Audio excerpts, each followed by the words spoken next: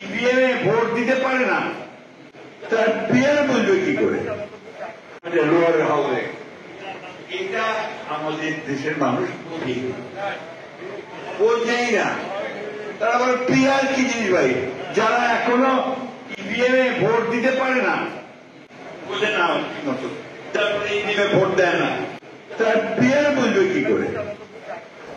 এই কিন্তু আদালত থেকে দূরে সরে যেতে হবে এবং দুঃখজনক ভাবে আমাদের দেশের কয়েকটা রাজনৈতিক দল থেকে প্রমোট না কম করে বসে আছে, এটা না হলে নির্বাচনে যাব না।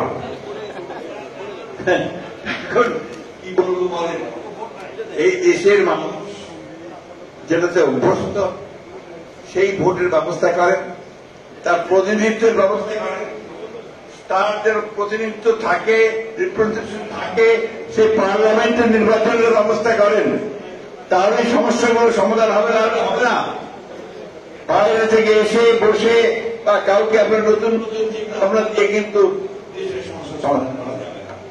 আমরা পরিষ্কার করে বলতে চাই, আমরা চাই অবিলম্বে সংস্কারগুলো শেষ করুন, অবিলম্বে এই যে একটা আছে আপনার সনদ ঘোষণা, সেই সনদও ঘোষণা করুন।